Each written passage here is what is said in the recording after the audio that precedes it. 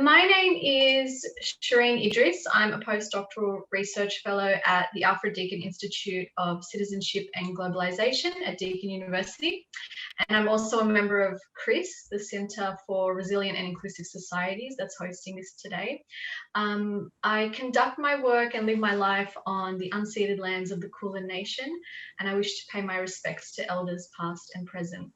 I'm very happy to be facilitating this webinar today, and I'd like to take a second to thank the panelists, Dr. Tristan Kennedy, Leah Mcintosh and Daizy Maan for their generosity in being here today. And I should also address that Associate Professor Alana Lentin wasn't able to make it, unfortunately. She was going to talk to us about the surveillance functions of social media apps and how they reproduce white privilege based on her extensive research. So unfortunately, that aspect of the webinar won't be addressed in as much detail as we had hoped. But we still have three amazing panelists, and this is a really great opportunity for us to learn from academics and practitioners who between them have so much expertise about how social media is an important tool for combating racism and white supremacy. But along with this, they'll also give us some insight into some of the challenges that young people who are already minoritized and experience racial inequality face. The idea for this webinar really came from the realities of COVID-19, where we've all had to adapt to and leverage new media in much more innovative ways for our collective anti-racist efforts. For young people, social media has become an increasingly important tool for maintaining a sense of inclusion and also for increasing their chances in the job market and building a professional identity, some of which we'll hear about more from our speakers. Having said this, we were also keen to have in this webinar some thinking beyond the excitement and enthusiasm about how digital platforms have had a democratizing effect on civic and political participation, because this year in particular has also exposed how widespread and pervasive online racism really is and the detrimental effects it has, especially on young people and other vulnerable communities. So we wanted to host something that could speak to these two sides of the coin and bring together research, personal experience, and advocacy. I'm very much aware that we're almost at the end of what has been a very long year, and many of us are tired and looking forward to a break. So with that in mind, this session is intended to be informal to a degree. We won't be having long papers or formal presentations, but instead, each of the speakers will respond to a set of questions that I will pose, and then it will be open to the audience for comments and questions. And I'm told that you should put any questions that you have into the Q&A function rather than in the chat. Otherwise, it's going to be a bit difficult for me to field them all. Please remember to be respectful in the chat, and our moderator, Isabel Fitzgerald, is also going to be in there just keeping an eye on things. Okay, so our first panelist, or our panelist that will be speaking first today is Dr. Tristan Kennedy. Tristan is a senior lecturer and the HDR director for the Department of Indigenous Studies at Macquarie University. He is currently working on individual and collaborative research projects that investigate the affordances of digital media for Indigenous peoples. His most recent research output is a published report called Indigenous Peoples' Experiences of Harmful Content on Social Media, which addresses the identification of negative and harmful content, as well as survival strategies and the creation of digital counter-narratives by Indigenous peoples. He's also an editor of the Journal of Global Indigeneity. So one of the things that I would love to hear from Tristan is about the common claim that digital participation and online spaces for young people especially are leisure zones that offer escapism from the difficulties of everyday life, where you can just scroll through endlessly and mindlessly, and the kind of broader structures of race and gender and class and sexuality don't matter as much. Where in fact, these kinds of assumptions don't consider how even leisure activities, online gaming, for example, making funny videos on TikTok, these are still racially coded and unevenly experienced for young people in particular. I would like to invite Dr. Tristan Kennedy to speak a little bit about this in relation to Indigenous young people and talk us through some of the key findings from that report, and get us to think how their experiences of online participation are distinctly different from this broad umbrella category of young people in general engaging with social media. Thanks. Thanks, Sherene, for that wonderful introduction. Yeah, hi everyone. I'm Tristan Kennedy. I'm from Macquarie University.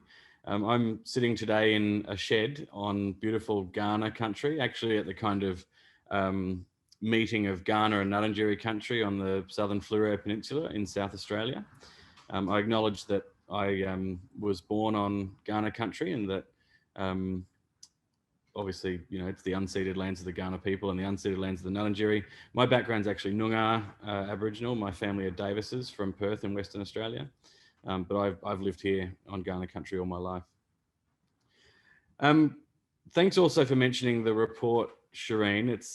It's like actually just about to be published. Like I only got the ISBNs and stuff just the other day, and we're still sort of working with the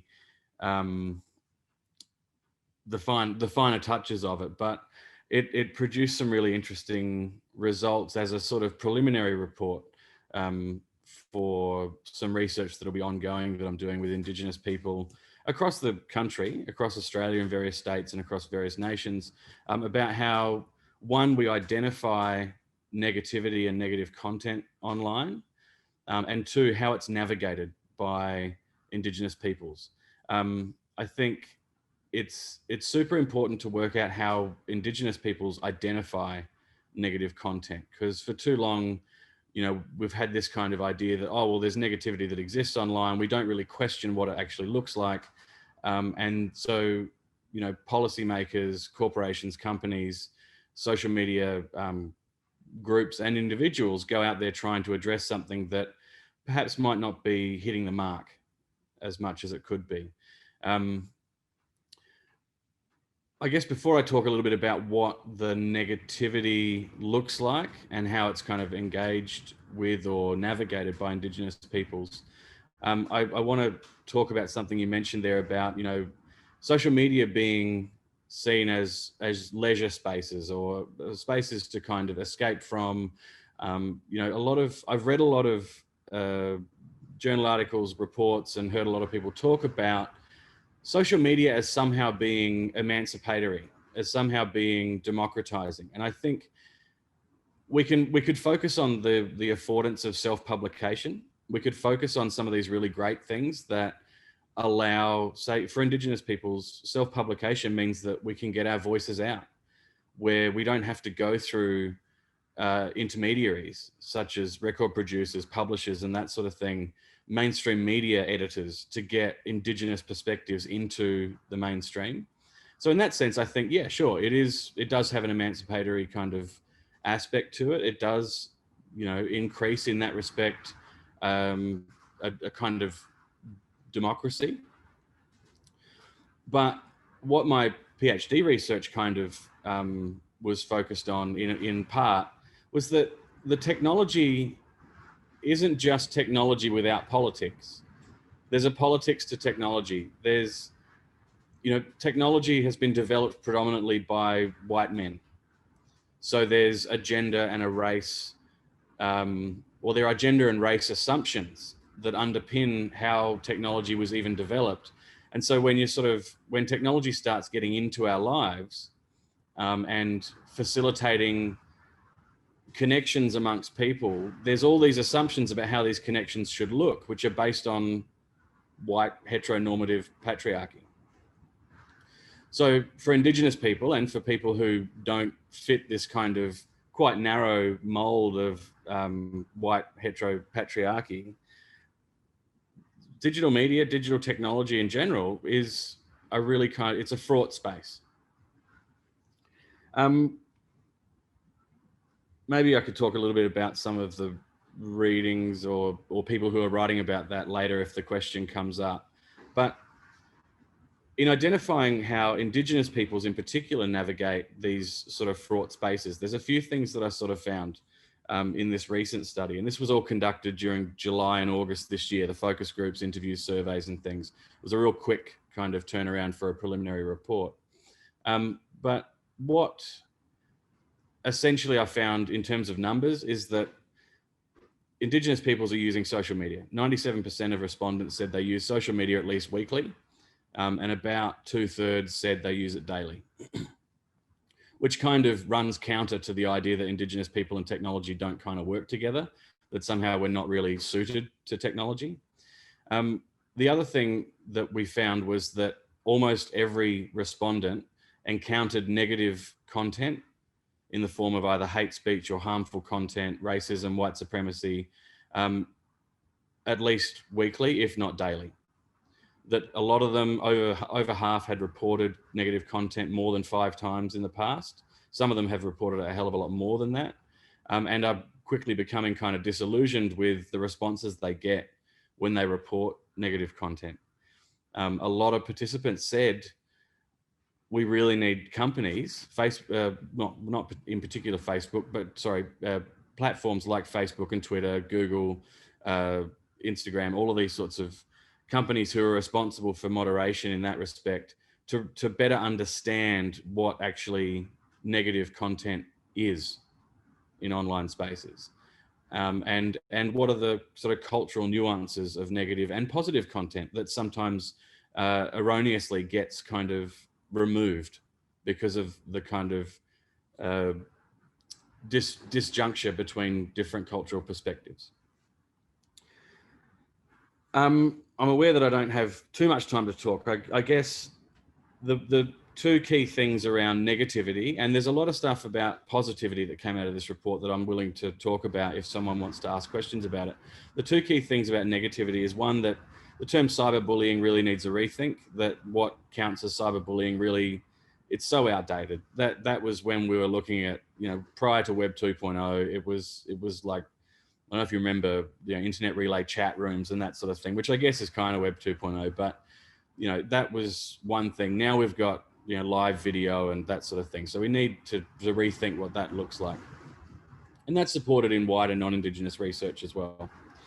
The other thing, and this is really the big thing for Indigenous peoples online, is lateral violence. Some people call it horizontal violence. So what we're talking about there is that this is violence or harmful or hate speech or negative content from Indigenous peoples directed at other Indigenous peoples. And it tends a lot to follow these tropes of colonialism in this country. And so a lot of lateral violence is around delegitimizing or challenging the authenticity of Indigenous identity. So basically kind of gatekeeping, who gets to be Indigenous, who counts. As my wonderful colleague, Professor Bronwyn Carlson, who wrote the book, The Politics of Identity, Who Counts as Aboriginal, would attest, there's a huge question around who gets to call themselves Aboriginal. And a lot of people would say, if you grew up on a mission, you're Indigenous. If you some people go back to that whole sort of blood quantum stuff. If you're full blood Aboriginal, then you get to call yourself Aboriginal, otherwise not. If you, there's all these different qualifiers. And in various social media spaces, this lateral violence against each other, challenging each other's authenticity or identity, is a flow on from colonialism. That's a colonial tactic, right? To kind of say, well, Indigenous people are a dying race. As soon as one parent is non-Indigenous, we'll just call them half caste, take them away, put them in a mission and make them white. There's no point in kind of teaching them how to be Aboriginal. And that's probably the most troubling thing, is that this message is still today in 2020 being internalized by Indigenous peoples and deployed against ourselves. So maybe I can sort of stop there. I've got a few more points to sort of talk about, but I think question time might raise that. But that's probably the big one for Indigenous peoples that perhaps doesn't happen in the non-Indigenous communities. Thank you. Thank you so much, Tristan. I have heaps of questions myself, but I'm sure lots of people in the audience will also have things they want to ask and pick up from that amazing response. Okay, moving along. Our next speaker is Leah Mcintosh. Leah is a total powerhouse. I want to be her when I grow up. I can't go through your whole bio, but she's the founder and editor of Liminal magazine, which so far encompasses 150 online long-form interviews, 3 print publications, 4 digital series of art and writing, and 4-part comics anthology. In 2019, Leah launched the Liminal Fiction Prize, resulting in the fiction anthology Collisions. She has a master's in English from the University College London and is currently studying a PhD in cultural studies at the University of Melbourne. She has been named a Victorian nominee for Young Australian of the Year, one of Forbes Asia's 30 under 30 class of 2020, and one of Asia Link's inaugural 40 under 40 most influential Asian Australians. So we're very happy that you're part of this today, Leah. I was wondering if you could first tell us a little bit about Liminal for people who don't know about it. Where did the idea come from, and what is the mission of Liminal? And secondly, I wanted to talk to you about some of the opportunities that Liminal has afforded creatives in Australia. Like Tristan said, it offers a way for self-publication and to avoid gatekeeping. So how, in your opinion and in your experience, can digital platforms offer a way to bypass some of these old hierarchies and open up spaces where creative expression, social media, and anti-racist activism can go hand in hand much more easily? Oh, thanks, Sherene, and thank you, Tristan. I'm just calling in from the stolen lands of the Wurundjeri and Bunurong people of the Kulin Nation, and I'd like to just pay my respects to elders past, present, and emerging before I answer your question. It's actually quite funny because it's like the direct opposite of what Tristan was talking about. So like the emancipatory aspect of Liminal in the last like 3.5 years has been just wonderful. And it kind of in a very direct sense was a response to that negative content and not wanting to have to talk to people online. And just wanting to put my own stuff out. It kind of came directly from my master's in London. And I had gone to London with this concept that I would extend my research on white postmodernist writers. And during that year, I kind of had a reckoning with race, both mine and just being quite dissatisfied with the writers that we studied. And it became glaringly obvious that my body was not really welcome within the institution, and not in a really overt way, but in a very insidious way where I just never really came across anyone who bore my resemblance in literature or in the faculty. So I was just this like very odd outlier, and I kind of became incredibly fed up and decided to study Asian American poetry and consider the poetics of the body in space. So when I came home to Australia, I thought I was still in that space of thinking about the body and its relation to Australian space as like a settler migrant, and ended up just having all these incredible conversations with other Asian Australian artists. And that became the very beginnings of Liminal, which started off as an interview project where we could have a full Asian Australian team, pay them to kind of talk to other Asian Australian artists, and then also include long form. I had this beautiful long form discussion about their practice. So kind of both thinking through identity, but not necessarily always hinging on the identitarian politic, which people are expected to address. Since then, it's kind of grown. I'm always so tired when I talk about it. I'm essentially an editor. I work with 2 other editors thanks to a few grants we've received, which is really lucky. And I work with Adalia Nash Hussain and Sher Tan, who are both writers and editors, and we work across multiple projects. So we do an interview each week. We publish shorter interviews based around events and recent releases with Asian Australians.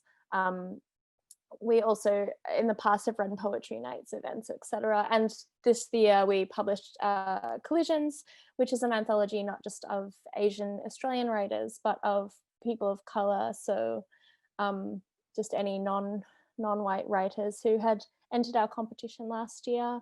And that's just come out, which is really exciting.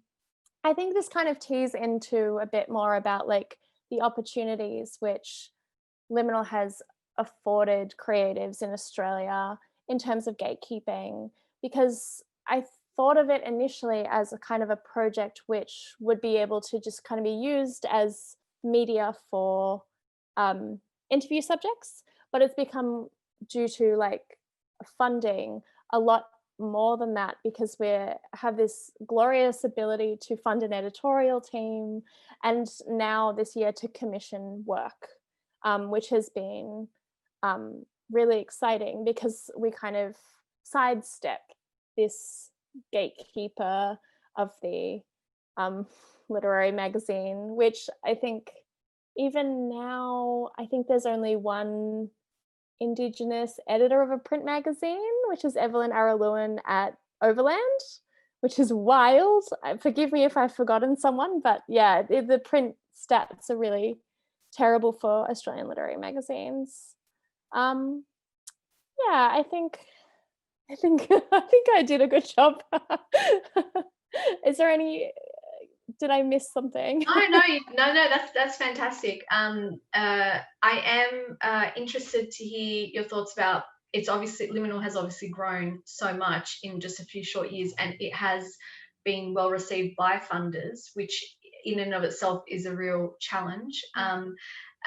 So from this point, where do you see it going? How is it expanding? And also, you know, at the moment, from what I understand, it's completely online, right? Except for obviously the publication of the book.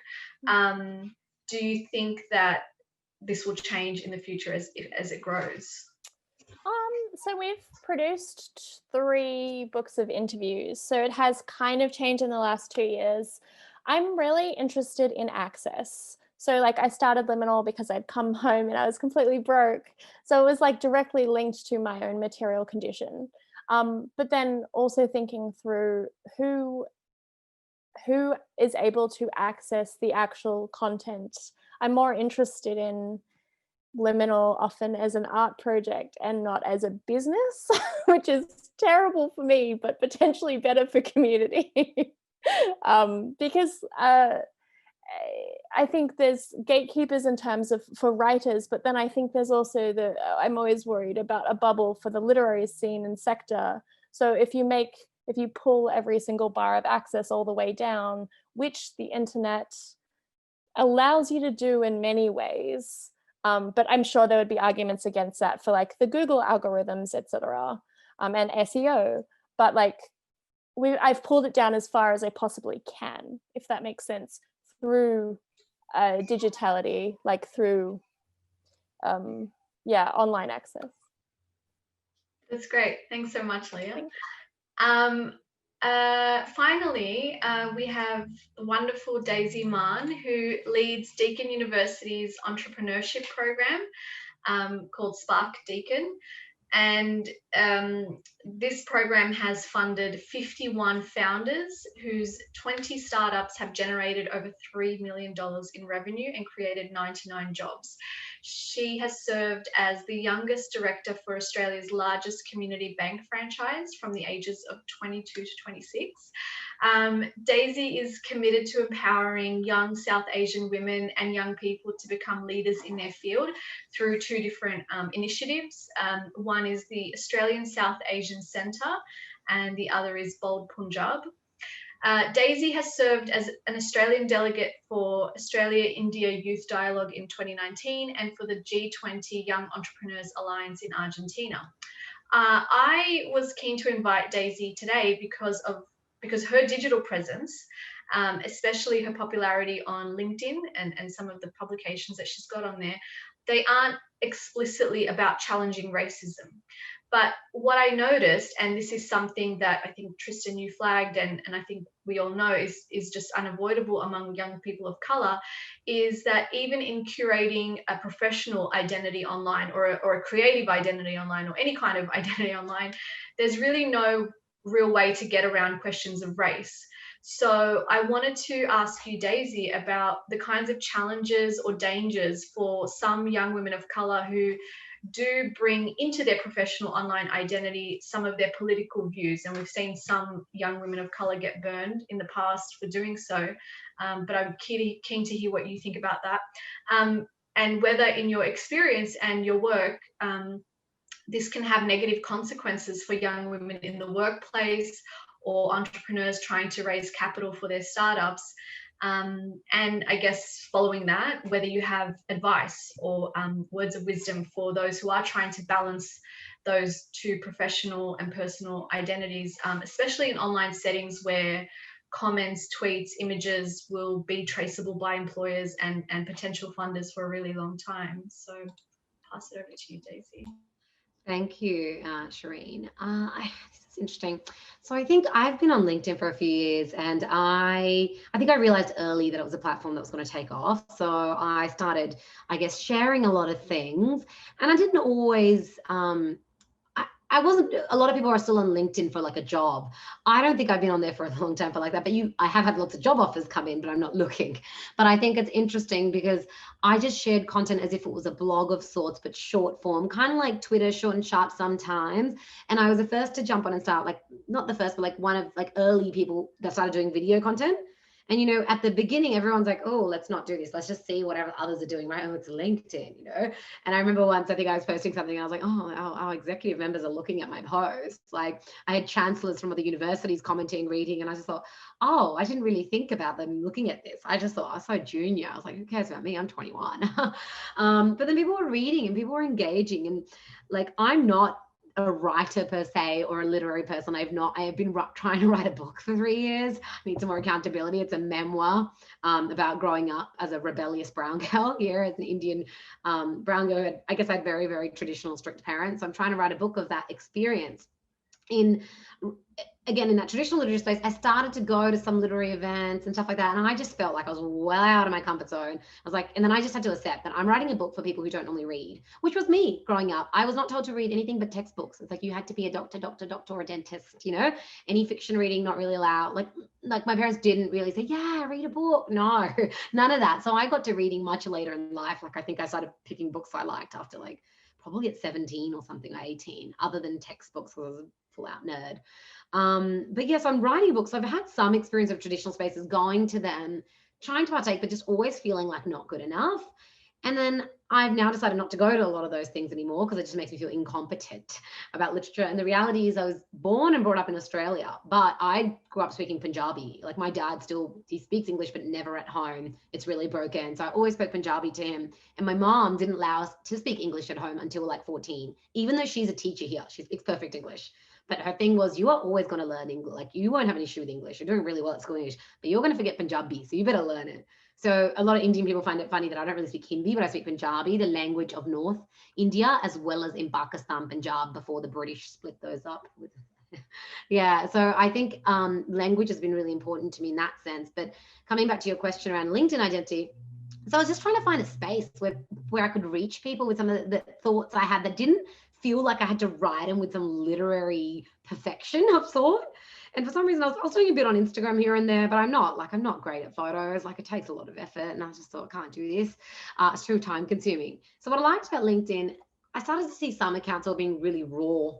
And I thought, what a great place to be raw, where I've got all the executives of the organization and all these different people of different organizations, and where I didn't see many people doing it. So I've been quite active. One thing I've got to say, I've got to disclose some privilege. I didn't grow up privileged in any way. Like I spent a lot of my life on Centrelink, but, you know, was going house to house, lived in 14 different houses, had 17 jobs, really worked hard and stuff on that front. But relative privilege I've had over the last 4 or 5 years is I've had a stable job, and I'm not afraid of being let go by anyone. So I've got to acknowledge that. Like, I don't care if I get fired tomorrow because I've got a year's worth of savings. I'm good. And I no longer seek stability in the sense that I'm very entrepreneurial now, and I've worked with a lot of entrepreneurs. So I sort of know how to generate revenue through different businesses online. So I got to acknowledge that, because sometimes I say things and then I realize if you're in an employment situation where the difference between you like having a job and not having a job would mean you can't pay rent, then, you know, maybe you do have to be a bit more careful. So I want to acknowledge. So my philosophy is that I don't mind if I get fired tomorrow. I've got about roughly a year's worth of savings. And on top of that, I convey things in a way where I think of, like, I've gotten angry in the past. I've written something angry, and then before publishing, I sleep on it, and I think, how do I convey this in a way that will inspire one particular person to take action, right? Rather than like rah, rah, rah, because I know that offsides people, even though that's my first inclination. So I've used LinkedIn to, if you go through some of the content, to write these things and to give a nuanced perspective, my perspective, just because otherwise it's missing from media. I mean, Indian Australians are one of the largest diaspora groups here. We're barely represented in media at all. You know, we're usually put into little sort of SBS Punjabi. I mean, they're great, but it's usually put into these tiny little media for your own community groups. And it's like, well, why aren't we part of the national dialogue? So I've been doing this on LinkedIn, and about twice LinkedIn national news editors have picked up my content, and I didn't even know how that works, but they did, and they just distributed it to another about 250,000 people, and there were like hundreds of comments, and I was like, oh. I remember I woke up and I was reading the comments. I was like, some people were tagging my name in. I was like, why are they mentioning me? I was like, oh, this is not the news. This is my comment the LinkedIn news editors have distributed. I'm like, oh, I should reply to these people. So I share things. I think it's about being authentic. It sounds so cliche. I think it's about sharing your real self, but it's also about, I don't say things that I wouldn't say to people in person. So if I'm outraged, if you showed up to my house to have coffee with me and I don't, you know, we've got completely different political inclinations and views, I'm always looking for common ground, because you got to find middle ground with people that even aren't on your side to find something that works, right? Because for me, if I don't, then I offside you straight away, and now we're on two different ends. So it's taken me a long time to read about, you know, to learn about communication, relationship building, and that's in my writing that I do online, or making video content and things like that. I'm always thinking, how do I find that middle ground where I'm likable enough for you to listen to me? So often I had a lot of humor. I keep it concise. I read out what I write, because I write in a way that I speak. I don't really like to write in sophisticated language, because again, I want the average person to just know what I'm saying without it sounding too academic-y or too, you know, inaccessible for like even my younger self. So in terms of the way I write, you can see some of my past posts. One of my most popular posts, actually, that wasn't picked up on news, but that was the first time I'd say something went a little bit viral for me, was about actually racism. And it was can I share share screen? Does that work for a second? I don't know, because I'm not the host. So that's all right. I can look at that. Okay. Right. So here we go. You can see my screen. So I just pulled this up. This is one of my most popular posts that I did a while ago, just a year ago, when it really started taking off. And you can see here, I wrote, look, it's taken me a while to fully own my identity. Growing up in a small town where racism was so commonplace that I didn't even realize, but felt somewhat lesser to be Punjabi.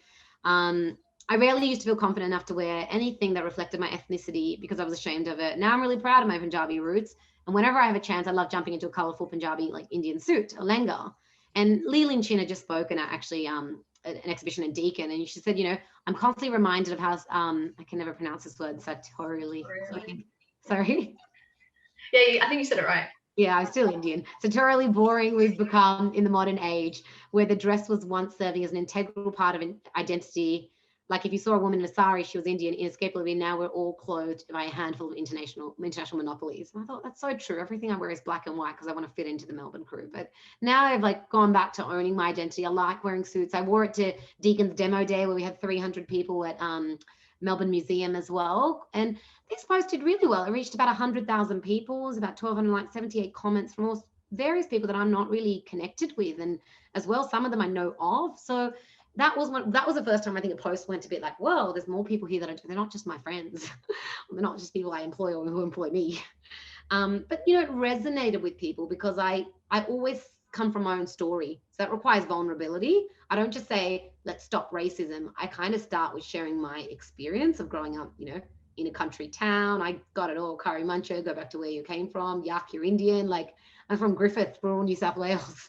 Rough place. So when I came to Melbourne, I was like, there's subtle racism. I was like, oh, I don't mind this. At least you're not throwing stuff at me. Like, it was different. But so yeah, I guess my view is more in that perspective. I don't want to go over time, but I guess let me know if you have any other questions. Thank you so much, Daizy. That was so fascinating. You took us really on a journey around the world just then. And I'm sure lots of people in the audience will have lots of different questions or comments. Those were all the questions that I had, and you all did such a great job of keeping to time, that we do have now about 20 minutes for audience comments or questions. So I'll just give people a minute or so if they wanted to type anything into the Q&A function. Please type it in there so we can Awesome. see what's going on. So don't be shy. There's 27 of you. I can see you. Well, not see you properly, but I can see there's 27. So ask anything, whether it's like. Don't scare the people. Pardon? I was going to say, don't scare them that we can we can see them. We can't see you. I can see that there's 27 of you. That's what I can see. So ask away. So we've got a question from Akane. To Tristan. She says she's really interested to hear about the lateral violence you reported and was wondering if you could expand on that. I was wondering if this is at all linked to collectivist versus individualist identity practices, that is, the need to be recognised by community for self-identity to be declared. Great question, Akane. Yeah, that's a really great question, Akane. Thank you for that, and thanks, Sherene and Leah and Daizy. That I'm so interested in your work now. I'm going to have to go and do some more research. I'm ashamed that I haven't done more. It is a good question about lateral violence and where it comes from. And I think the short answer is that it's a bit of both. And I think that's because it comes from the colonial tactic of delegitimizing Indigenous peoples in order to kind of satisfy the myth of terra nullius, right? Indigenous peoples are dying out. They're being bred out. That's the end of it. If we deny them their authentic identity, then we're kind of halfway there, or job done type thing. Sorry, I'm just going back. I could see the question there for a sec. Cool. So in terms of a collectivist kind of response, or the way that this sort of thing works, it's, if I'm interpreting the way you're using these terms correctly, I think there's a feeling amongst large groups of Indigenous peoples that we are generally under attack most of the time through mainstream media regarding our identity as sovereign peoples of this country, and protecting Indigenous identity and sovereignty is a big part of that. And I think that's why it's so kind of heavily sort of policed, or why it features so prominently in a lot of larger discussions. I think also there's a misapprehension amongst Indigenous and non-Indigenous peoples that all Indigenous peoples should have a singular political perspective from which we operate. And that's absolutely not the case. There are left-leaning, there are right-leaning, there are centre, there are far left and far right Indigenous peoples all across the world. We're just as diverse in terms of political perspectives as anybody else. And so when you hear an Indigenous person, and I'm not going to mention any names here, some of you might know some names that are kind of at the sort of edge of this kind of massive debate or conversation. But when Indigenous people get airtime, and sometimes Indigenous people who suit the master narrative or the grand narrative of colonialism, sometimes they get kind of adopted and brought onto mainstream TV shows to give their opinion because it lines up with other kind of perspectives that exist out there from non-Indigenous peoples. So when those people kind of get more airtime, it really mobilizes a lot of other Indigenous peoples as a group to kind of challenge the legitimacy of that person as a representative of Indigenous communities. And that's a lot of what I saw. In terms of individual identity practices, I think that's really just a matter of, individuals. All individuals are very, very diverse in their own identity anyway. There's so many aspects. If we think about intersectionality theory or politics, there's so many aspects to any person's, whether you're Indigenous or not, identity. I identified as Noongar at the start of this webinar. I also identify as Irish Australian in background from my mum's side of the family. And I think that therein lies a kind of anxiety in a lot of Indigenous peoples who have these kind of various identity markers within their kind of character or within their kind of constitution. An anxiety around, you know, am I going to be accepted, and do I need, you know, like Akane says here, do I need to be recognized by community? Do I need a confirmation of Aboriginality? And that motivates people to go and pay people to get a confirmation of Aboriginality. There have been instances where people are charging, like if you give some org $50, you'll get a confirmation of Aboriginality. Now, some other organizations require social anthropologists and community members to be involved in that, and you have to demonstrate certain connections, etc. So I guess the short answer, I guess, is that it's all part of this colonial thing. The challenging identity is something that happens still today. It's happened since day one of European arrival, and it's been internalized and by a lot of people, by a lot of Indigenous people, and it creates uncertainty within selves as well as groups. I also want to say lateral violence wasn't the only thing. I feel like I've picked on that and just said that's what we found. So much other stuff's going on. I'm not saying non-Indigenous people don't engage in negative stuff. White supremacy, racism, that sort of stuff is on the rise right now. There's a lot of stuff, and a lot of Indigenous peoples, despite the lateral violence that's happening, are really getting together. And like Leah was saying, you know, utilizing the emancipatory affordances of technology and that to mobilize, to come together and to provide counter stories and be proud about our identities and the diversity of our identities as well. Thank you. We've got, okay, so Akane says she's found similar things in her research on gender and feminism online. And that definitely understood that lateral violence is not the only thing. Yes, I think we definitely all got that, Tristan. I think one of the things that, if it's okay, if other people don't have questions in the chat at the moment, one of the things that I wanted to pose to you, and then maybe to everybody else, is, you know, one of the things that you said in your presentation is that policymakers, education groups, and other vested interests will try to tackle cyberbullying without a really, I guess, in your perspective, a comprehensive definition of what cyberbullying or harmful content is and can be. So in terms of bringing together some of those findings to policymakers, what are some of the, I don't want to put you on the spot, but some of the distinctive differences in terms of how Indigenous peoples experience harmful content online, in terms of what does it actually look like that might be different than how it's currently described? Yeah, that's a good question. And I think I've kind of got to be clear that if you define cyberbullying as the sustained harassment of individuals or groups over a period of time, that definition still kind of fits. It is bullying in that sense. What I'm talking about in terms of identifying cyberbullying from a cultural perspective is probably based around language and culture and protocol. It's based around, you know, it's based on stereotypes of Indigenous peoples that sort of underpin the language or the rhetoric that's leveled at Indigenous peoples online. You know, one comment that stuck in my mind was, and I'll leave the profanity out, but one comment was, you know, you didn't even grow up on a mish, you such and such.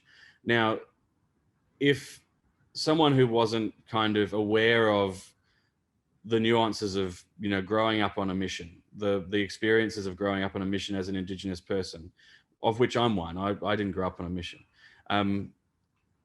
If someone's unaware of that and they're moderating these kinds of comments, they're not really in a position to decide or decipher whether that can amount to cyberbullying or negative content. Like, you know, if you, do you know what I mean? Like, if you're not sort of aware of how all of that's linked to Indigenous identity, to experiences of intergenerational trauma, to poverty, to racism, then it's hard to moderate it. And I think a lot of the participants or respondents were sort of saying, social media companies and people who are moderating this stuff really need to go and really employ Indigenous people to identify this stuff. You can't just assume that somehow you'll be able to ask what stereotypes are and then immediately punch that into your algorithms and have it sorted. You absolutely can't. Yeah.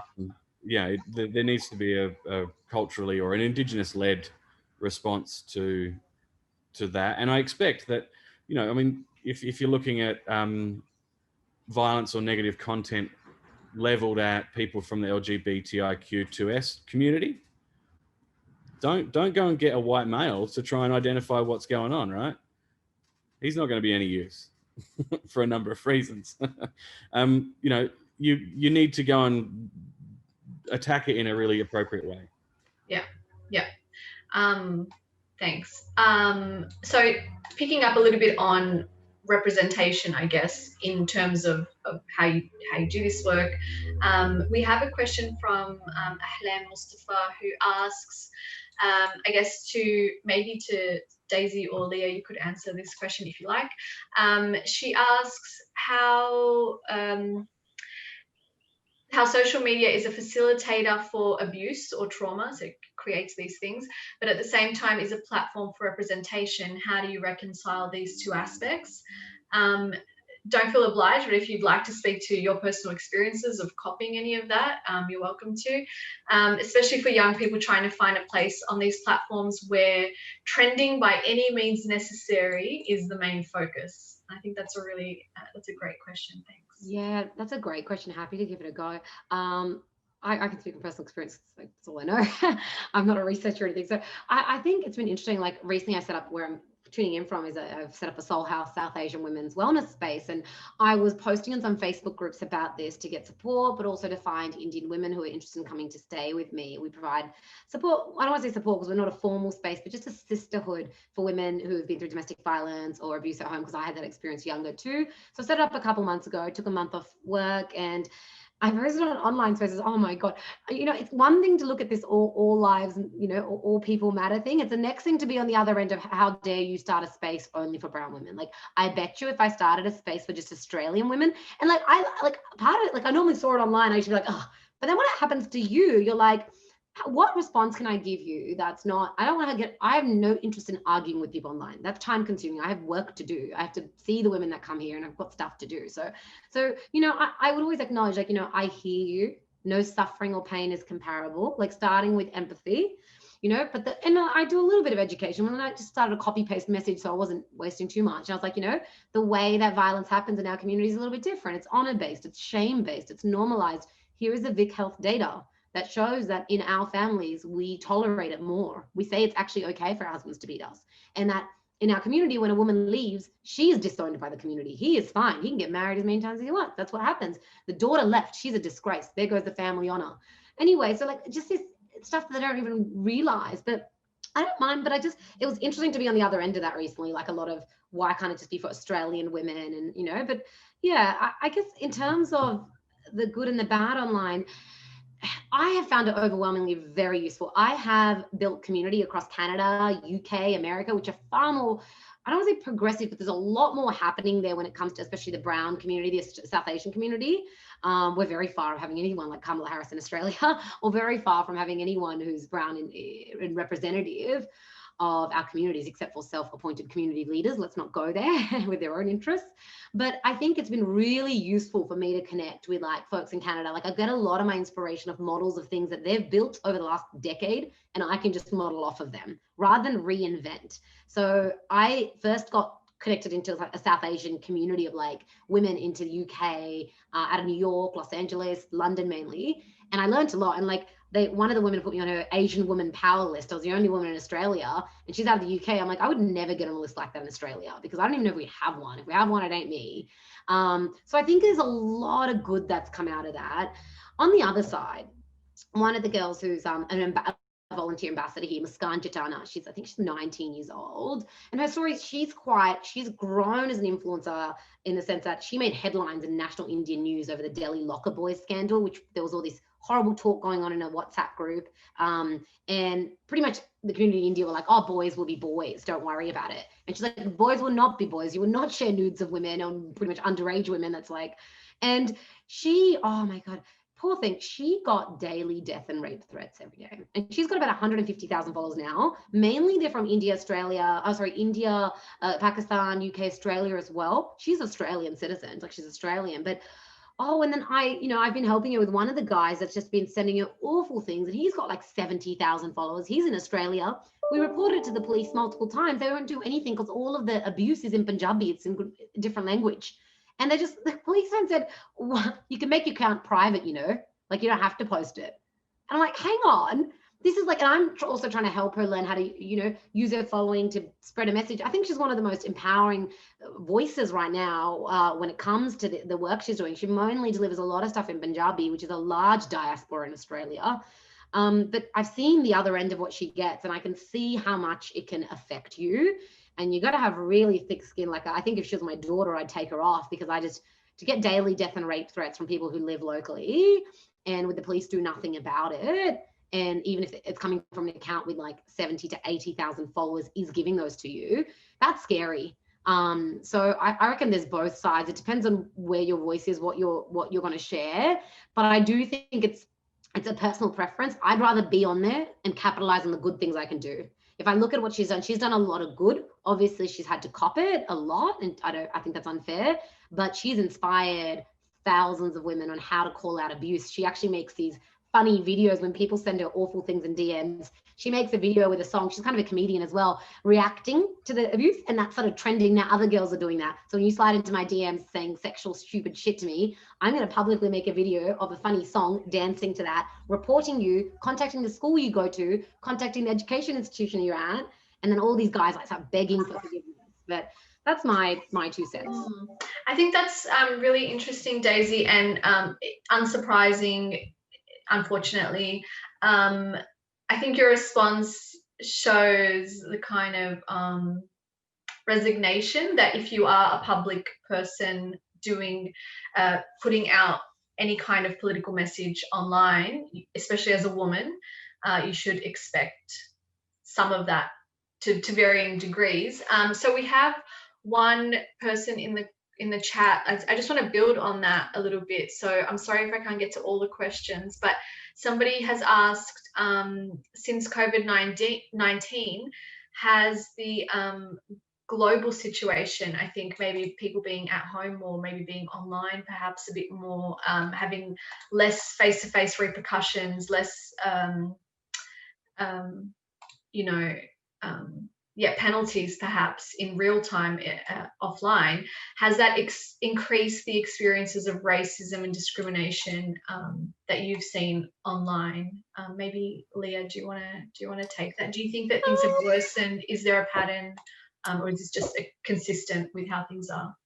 There's I'm not sure about the online part of the question, but I know that there's been a phenomenal amount of racism directed against Asian Australians and Asian Americans, and all very bodily. The Asian Australian Alliance asked for self-reporting, and I think they got 400 acts that were reported in 2 months at the start of the year, and half of the stuff is slurs, but some one of the categories is literally spitting on people, so seeing the body as something they can desecrate. So that's been really awful for the Asian community. And I think that is directly related to the media representation of COVID at the start. It's directly related to Trump calling it the Chinese virus. It's directly related to xenophobia, which underpins Australia as a country. One of our first legislative acts in 1901 was the White Australia policy.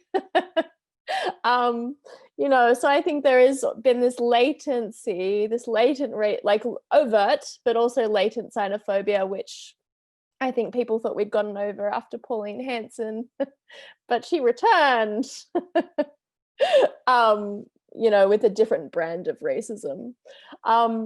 So I suppose to answer, yes, there's been a lot of COVID racism. I'm not sure if it's been due to a decrease in empathy because we don't see each other anymore. I know my empathy hasn't decreased, so I'm not sure if it is like this kind of detachment from actual human bodies and a screen. How about you guys?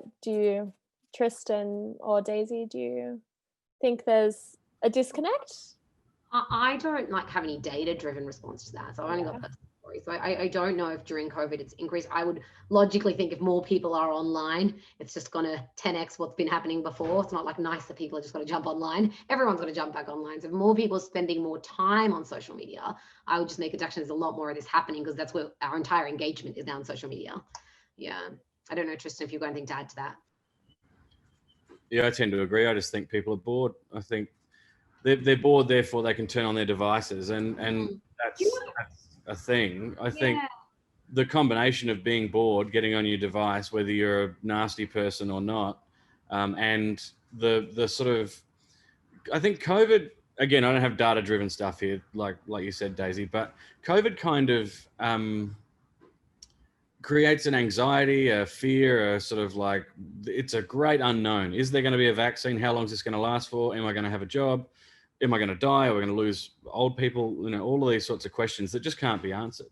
And in those sorts of circumstances, I think people are looking for a scapegoat. They're looking for someone to unleash their fear and concern or whatever on.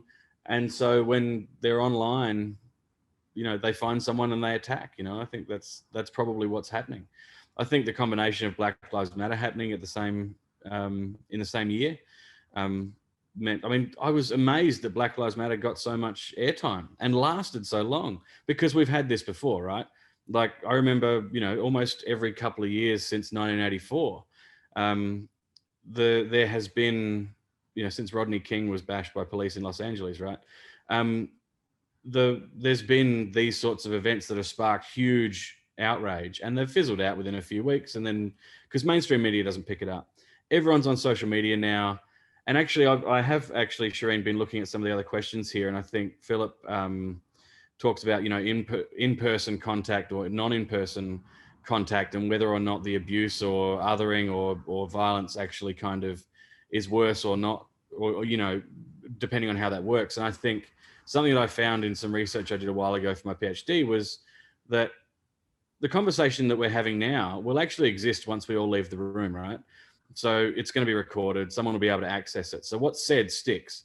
So when people are posting really rubbish stuff around Black Lives Matter or around COVID or around, you know, minority communities and so on, everyone can leave the room. You log on as a member of one of these communities, it's still there. It's a writing on the wall. You can't escape it. So I think, I'm not sure whether it, you know, maybe in-person violence is really quite impactful and horrible, but the insidiousness of seeing the residue of that violence every single time you log on. And I think the other thing as well, Tristan, to add to that is, like, people are willing to say things online that they will not in person as well, because they think they can hide. So a lot of the abuse that I've looked at, Muskan gets, it's from these accounts with, like, that's why I really tried to help her with the abuse from the guy with 80,000. I said, he doesn't even care. When we said we tagged Vic Police, he was like, lol, come get me. He's, you know, he's posting photos around the region he lives in and everything. He doesn't care, reckless, right? But so here I'm like, I'm going to help you with this one. But most of the abuse comes from these, like, non-named, no followers. They follow 1,000 accounts. I'm like, look, just ignore these people, because they're hiding. You don't even know who they are. So people are much more willing to throw stuff your way when it's like anonymous. But it's been interesting. Like, I share a couple of things that I don't think I've shared before ever. I remember one time I was asleep. I have no idea, but this guy, I think it's like Ricky Nixon or someone, the football dude, decided to say all this horrible stuff about me. No idea, publicly. So that's why I'm sharing it. He did it publicly on his profile. He went on a rant that I don't know about my activism is just so whatever. I had no idea. The next morning, I got all these messages. Are you okay? Why is he doing this? Like, who? I was asleep. I don't know. But obviously he deleted it and blocked me off everything. I've never met the person, right? Don't know. I'm like, isn't that guy that was on TV for abuse? Is that him? Anyway, and but I was very fortunate. I've had people stand up for me. Like, I was asleep like a baby, you know, and some people stood up for me. I've also got all my notifications off. I only look at comments. and I look at them when I want to. I've had my phone on silent for 5 years, off vibrate. Great. So like I really have barriers to protect what is real and how much I'm consumed by this device. And I spend 90% of my time on social media creating, not consuming. So again, it's about being conscious of how you use it and creating those barriers. I think social media is great for creation. I create, I write, I distribute, I engage with people, I slide into DMs, I have Zoom meetings with like so many of my LinkedIn connections. I don't just leave it as we're connected online. It's that next sort of level. So that's really important as well. And I think calling it out is so, like, just publicly sharing a post with me now that I've got a little bit of a following, not huge, it makes a huge difference. So then they know not to do it again. And I'm setting an example. And it's like, if you want to slide into my DM saying horrible stuff, I'm going to screenshot it and I'm going to share. I first want to say, is give you a chance to apologize. No, I'm going to screenshot it, tag you, and I'm going to put it in my stories, because you can't privately abuse people. I think the different responses and takes on this, you know, from what you said, Tristan, about how this lingers, how this becomes something that is always accessible and always harmful, and to what you've said, Daizy, about maybe personal capacity and personal agency in trying to mitigate some of those harms, is really showing that there's no real easy way through some of this. And obviously we didn't think we're going to come to any kind of easy solution here, but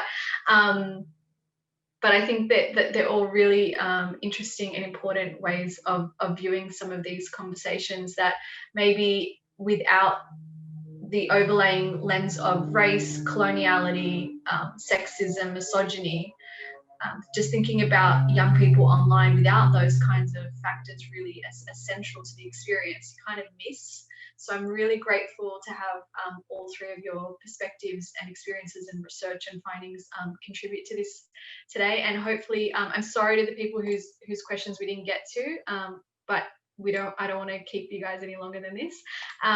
Thank you all so much for participating and for taking part in the audience as well. And this has been recorded, so if you were late or you missed it, or you want to share it, it's there for your viewing later on. Thank you all.